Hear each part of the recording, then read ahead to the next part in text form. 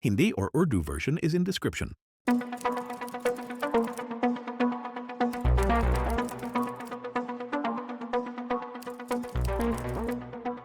In a hidden vault in South Block, New Delhi, rests a file that hasn't seen the light of day in over 7 decades. Similarly, across the border, there's another file, sealed just as tightly. Both contain secrets of the Kashmir conflict, secrets never revealed to the public. What if the war that changed South Asia forever had more layers than we ever realized? What if the voices of those who tried to prevent this conflict were erased? This is not a story of blame. It's a story of silence. A silence buried in time, in the mountains across the valleys, and in the minds of those who held the truth. Stay with us till the end, because what you're about to hear might change everything we know about history and even our future. Part 1. The day when maps split. The year is 1947. British India has just been split into 2 nations, India and Pakistan. In the chaos, one princely state remained caught in the middle, Jammu and Kashmir.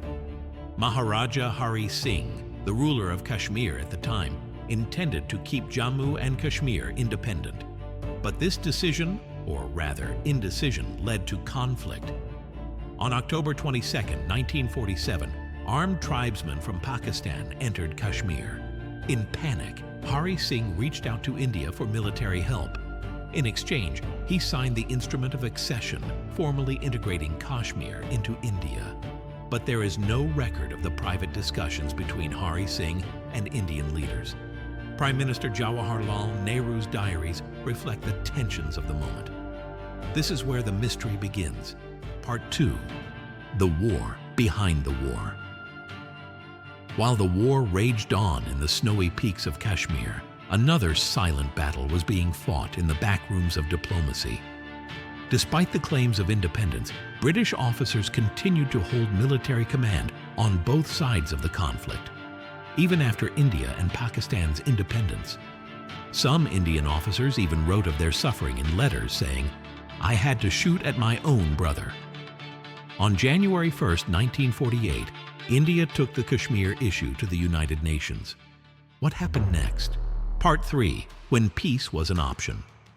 By 1949, a ceasefire was declared, and the line of control, LOC, was drawn. But peace was never truly achieved. Negotiations for a resolution remained trapped in political webs. The UN report on Kashmir, 1949, and a proposed peace commission aimed at creating ties between the people of India and Pakistan were both kept under wraps. The voices of the common Kashmiris, those who lived through the conflict, were silenced by political agendas. One Kashmiri journalist who later fled to London wrote in his diary, "The people of Kashmir were never asked what they wanted, only told." Even more striking, the proposal for a people-to-people peace commission was shelved under political pressure. The political class feared backlash from hardliners on both sides, and so peace was postponed, maybe indefinitely. What could have been the result of this peace commission? Could Kashmir have been a bridge to peace, not a battleground? Part 4. The Price of Silence. Today, decades later, those files still sit untouched, locked away in government archives. Their contents remain a mystery, classified, forgotten, or perhaps carefully preserved to avoid igniting old tensions. But what if those files were finally revealed? What if both nations chose to declassify the truth? Not to use it against each other, but to heal the wounds of the past.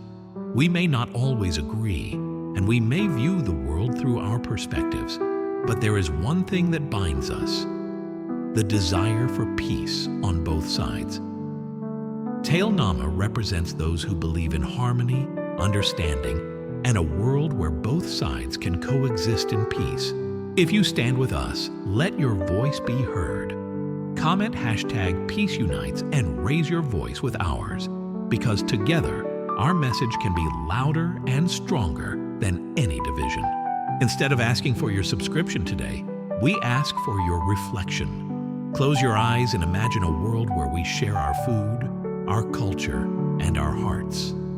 Picture our Indian brothers visiting the Badshahi Mosque in Pakistan, and our Hindu brothers walking peacefully through Varanasi. Peace is not the absence of conflict, but the ability to cope with it. Mahatma Gandhi.